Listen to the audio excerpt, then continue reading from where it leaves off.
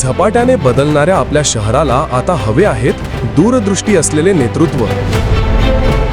महानगरपालिका निवडणुकीसाठी इच्छुक असलेल्या उमेदवारांशी आम्ही घेतलेल्या थेट, स्पष्ट आणि बिनधास्त मुलाखती.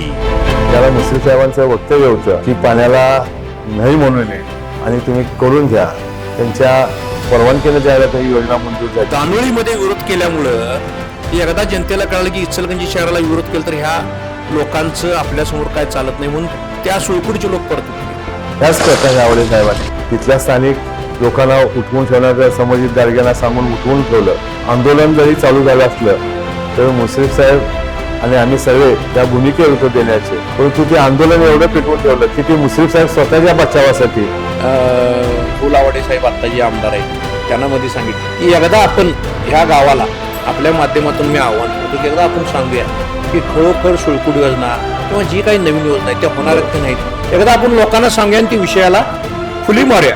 शहरासाठी त्यांचं विजन काय? रस्ते, पाणी, स्वच्छता, विकास आणि तुमच्यासाठी त्यांच्या योजना नेमक्या कशा?